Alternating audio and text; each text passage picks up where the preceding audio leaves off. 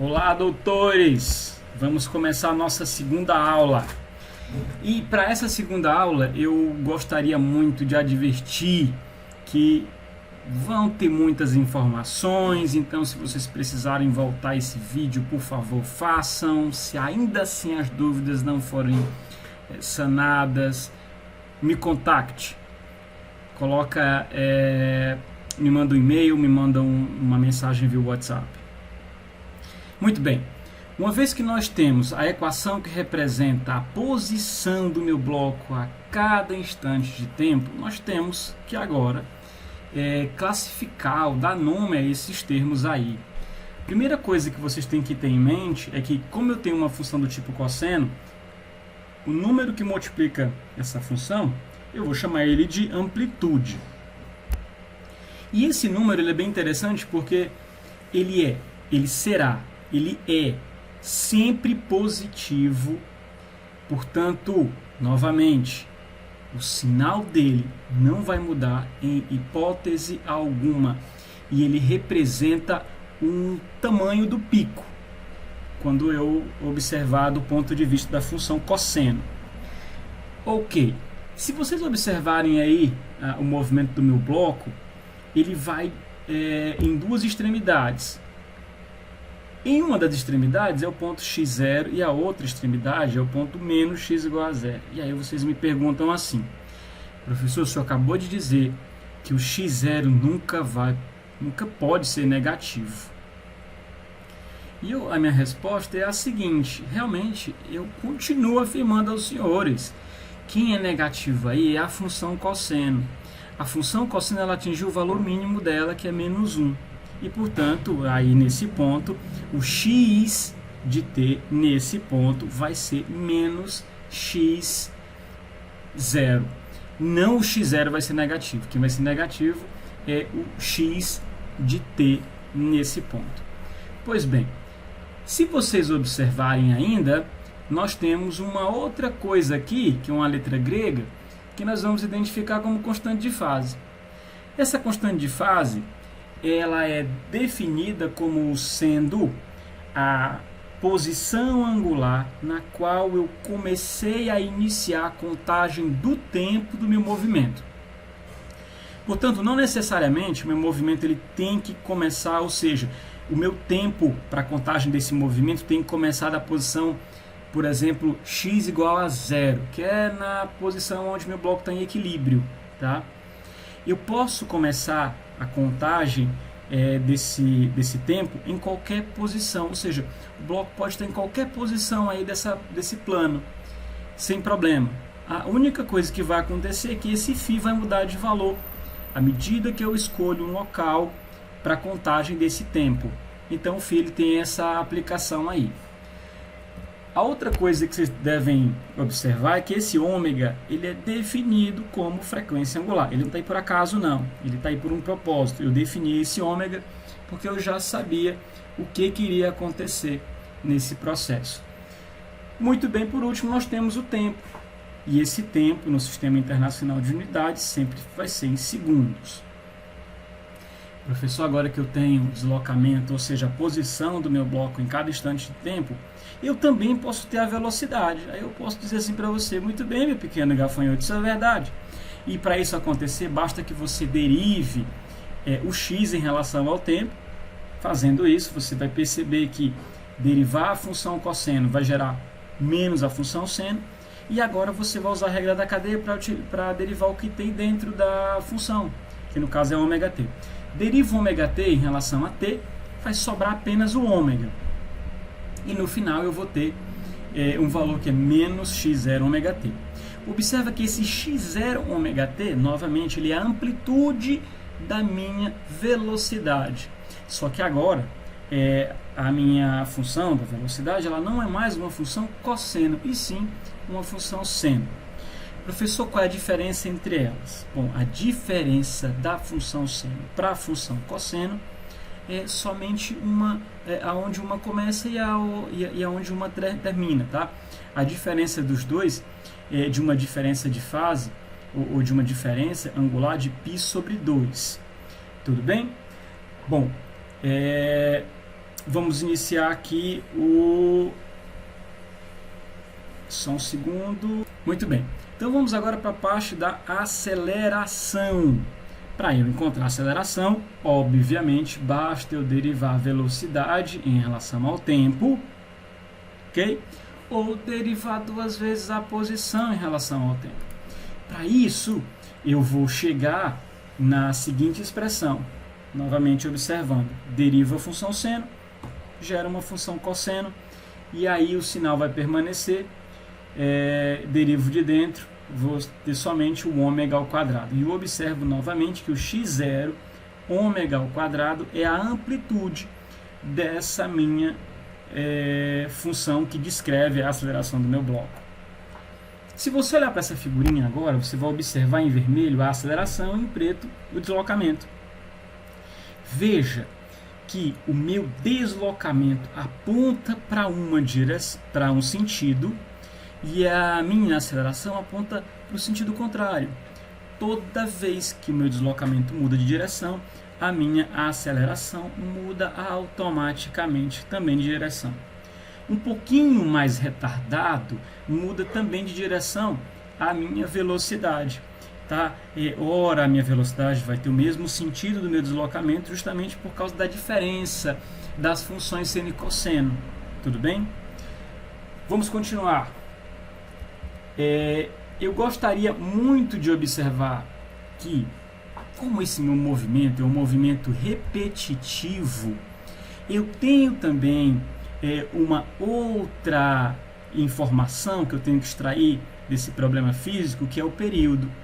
E o período é o tempo necessário para que o meu bloco comece a repetir o movimento, ou seja, é o tempo necessário, posso dizer, de uma repetição. Ora, é o tempo necessário aonde eu saio de um ponto X e chego no mesmo ponto. Tá? Muito bem. Como é que eu posso, portanto, calcular esse período? Veja que para isso a função cosseno ela se repete a uma soma de cada 2π. Tá? Portanto, se eu tenho ali uma função cosseno do tipo ômega-t mais φ, eu vou ter a repetição, ou seja, eu vou ter a mesma posição num ponto no qual o meu x vai ser um cosseno de 2π mais φ, por exemplo. Veja que esse φ não muda. Aí, se vocês observarem agora como essas duas funções são idênticas, eu posso dizer também que os argumentos são idênticos, ou seja, que ômega-t mais φ é igual a 2π mais φ. Em outras palavras, eu também posso dizer que ômega-t é igual a 2π. E assim, definir a minha frequência, o meu período, em termos da minha frequência angular, como sendo 2π sobre ômega. Se vocês me perguntarem assim, mas professor, qual é a unidade do período? É segundo. No sistema internacional, o período sempre, você vai ter que encontrar essa informação sempre em segundo. Tá? O inverso do período é a frequência, e ela é definida como 1 sobre t. Ora, em termos da frequência angular, ela vai ser justamente ômega sobre 2π. Tá? E aí, se você observar mais ainda, qual é a unidade da minha frequência? Ora, vai ser um termo adimensional sobre segundo. Nesse caso aqui, eu vou ter 1 sobre segundo, e 1 sobre segundo é uma informação que eu posso adotar Hertz como a unidade. Continuando aqui, nós definimos a frequência angular, e essa frequência angular ela também pode ser vista de outra forma, como sendo 2π vezes f, vezes a frequência. E qual é a diferença entre a frequência angular e a frequência do meu movimento, a frequência f? Ora, é unicamente de um número. Tá? Então, quando você encontra a frequência, você pode facilmente encontrar a frequência angular, dividindo, portanto, o valor que você encontrou, multiplicando, portanto, o valor que você encontrou por 2π. Muito bem. Só que também nós definimos essa frequência como sendo a raiz de k sobre m. Veja que o K é a constante da mola e o M é a massa do bloco. K e M não mudam, portanto o ômega é constante. E se assim for, você pode calcular a frequência de qualquer sistema composto por massa e mola por essa fórmulazinha aí, tá, que vocês estão vendo na tela. E o período, por sua vez, por essa outra fórmula.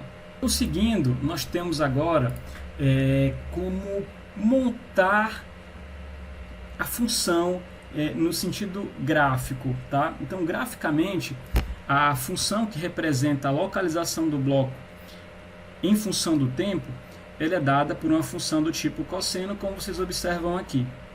No início do tempo, onde o tempo t igual a zero, se vocês observarem, o meu bloco ele não inicia o movimento do ponto x igual a zero, por exemplo. E por esse motivo, se vocês verem aqui, a função seno ela começa a nascer de um ponto diferente de zero. Por exemplo, aqui é onde meu mouse está, e aqui nós temos uma fase também diferente de zero. Nós vamos aprender.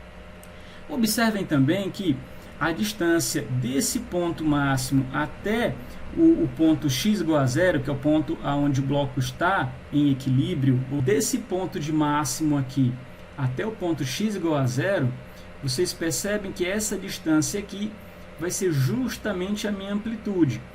Esse tamanho aqui eu vou chamar de amplitude, obviamente, como vocês já devem saber disso. Aqui nós temos um vale, tá? Que nós também vamos observar que ele vai ter a mesma distância que essa região aqui de cima, tudo bem? Observa que esse ponto x aqui, o ponto XL, ele vai se repetir aqui novamente, tá?